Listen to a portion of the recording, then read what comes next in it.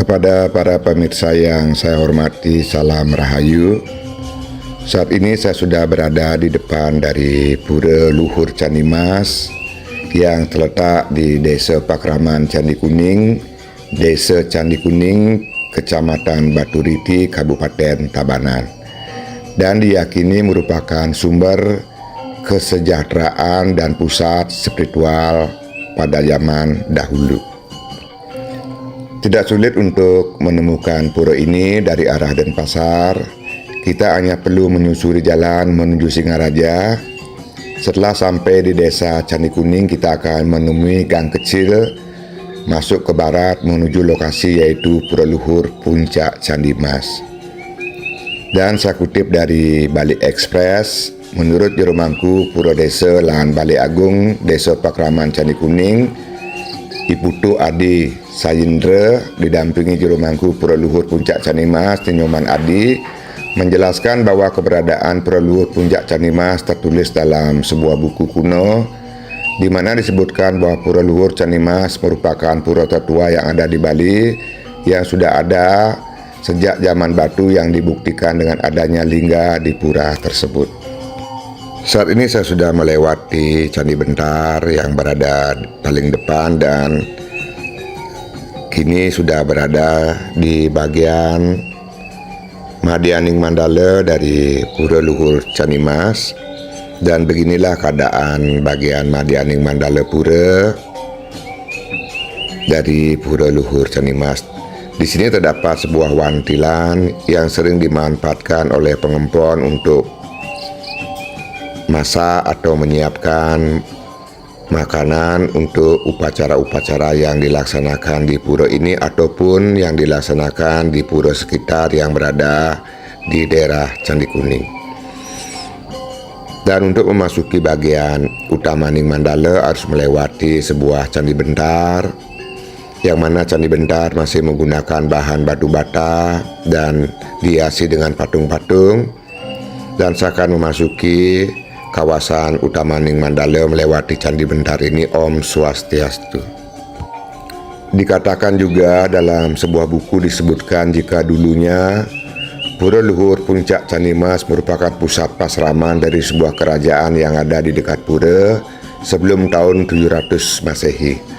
Hal ini dibuktikan dengan diketemukannya lingga di pura yang bentuknya sama dengan lingga yang diketemukan di bekas kerajaan tersebut, di mana lingga itu terbuat dari batu murni, dan diceritakan jika kerajaan itu sangatlah subur dan menjadikan lokasi pura saat ini sebagai pusat spiritual lengkap dengan pasraman untuk orang-orang yang ingin mempelajari spiritual yang lebih dalam.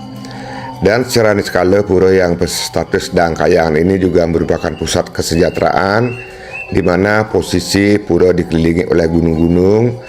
Dan apa yang disampaikan dalam buku itu juga disampaikan oleh seorang sulinggih yang mampu melihat alam gaib. Dan tidak pernah saya sampaikan ujarnya kepada Bali Express, yaitu Jawa Post Group di Batu Riti. Saya kutip dari Bali Express. Pura Luhur Puncak Candi Mas terdiri dari utama mandala yang terdapat sejumlah pelinggih, mulai dari pelinggih Padma, pelinggih Luhur Puncak Candi Mas, pelinggih Ratu Manik Galih, dan Bali Pasamuan. Pada pelinggih Luhur Puncak Candi Mas inilah terdapat lingga yoni, lingga semu, celekontong, batu berbentuk saluran air, dan macan yang sudah pernah didata oleh Balai Arkeologi. Lingga yoni ini simbol negatif dan positif atau simbol purusa dan perdana yang melambangkan kemakmuran dan kesejahteraan. Sehingga keramo yang pedak tangkil meyakini pura ini untuk mohon kemakmuran kesejahteraan. Dan di belakang dari pura terdapat areal kosong yang berisikan tanaman, dan ini adalah bagian belakang dari Utamaning utama dari Pura Luhur Candi Mas.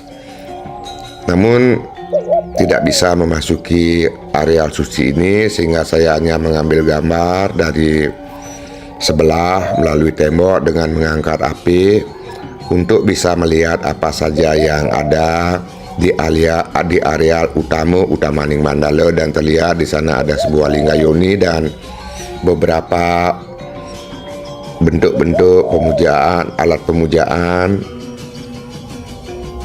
Dan ini adalah pengambilan dari samping, dan akan saya lanjutkan kembali untuk melihat apa saja yang ada di Pura Luhur Canimas.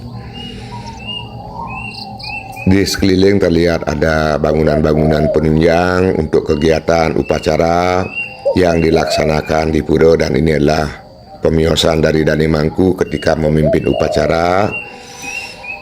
Dan ini adalah tampak dari Pura Luhur Canimas atau Utamaning Utama Mandala. Jika dilihat dari depan, terdapat patung-patung yang merupakan penjaga pintu masuk menuju ke Utamaning Mandala yang memiliki sebuah candi bentar dan pintu pagar yang tertutup dan tidak diperkenankan untuk naik karena di depannya ada penghalang-halang sehingga menandakan tidak bisa naik ke arah itu. Dan juga terdapat Plinggih Meru tumpang. Beginilah keadaan dari Pura Luhur Canimas yang masih sangat disucikan dan disakralkan, dan merupakan pura peninggalan dengan menyimpan benda-benda purbakala. Dan ketika saya nangkil ke Pura Luhur Canimas ini, kebetulan tidak ada pemeda yang bersembayang dan juga tidak ada Dani Mangku, sehingga tidak banyak bisa bertanya tentang keadaan pura. Dan saya berdesat terlihat beberapa lingga yoni di bagian Utamaning Mandala Pura, namun tidak bisa terlihat jelas karena walaupun tidak ada siapapun, saya tidak berani untuk melanggar aturan karena sudah ada penghalang-halang yang ditempatkan di depan tangga naik yang menandakan kita memang tidak diperkenankan untuk menuju ke arah atas. Dan saya tetap mengambil gambar dari luar saja. Dan ini adalah bagian kanan dari pura, terdapat sebuah pohon beringin yang sangat besar dan juga terdapat sebuah Plinggih Padma. Dan saya akan mencoba melihat apa saja yang berada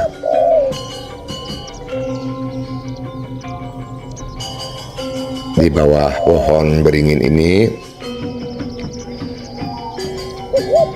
Dan di sini terdapat batu dan juga terdapat sebuah pohon beringin yang diwastra dengan kain putih kuning. Dan akan saya intari sehingga akan bisa mengambil gambar. Dan ini adalah bagian belakang dari bagian Utamaning Mandala dari Pura Luhur Canimas. Dan saya kembali ke semula tempat tadi mengambil gambar. Dan ini adalah bagian belakang dari lingga yoni. Namun tidak bisa mengambil dengan baik karena hanya bisa mengangkat tangan untuk bisa mengambil gambar. Dan kembali ke bagian kiri dari pura, penyengkar pura, dan kembali saya ingin melihat peninggalan yang ada di bagian Utamaning Mandala Pura ini, yang mana keadaan di sini memang sangat tenang, nyaman dan damai, penuh dengan aura kesucian.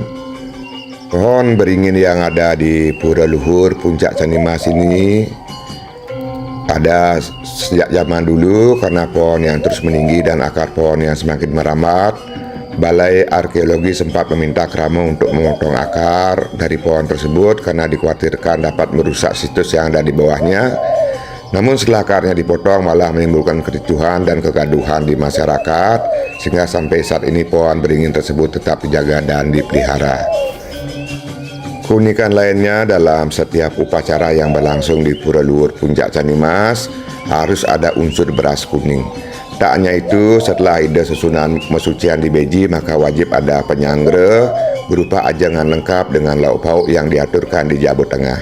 Setelah diaturkan, maka Sudutan makanan yang telah dipersembahkan akan dinikmati oleh seluruh pemedak bahkan sampai berebut, dan ini wajib dilaksanakan, serta sangat pantang menggunakan daging babi.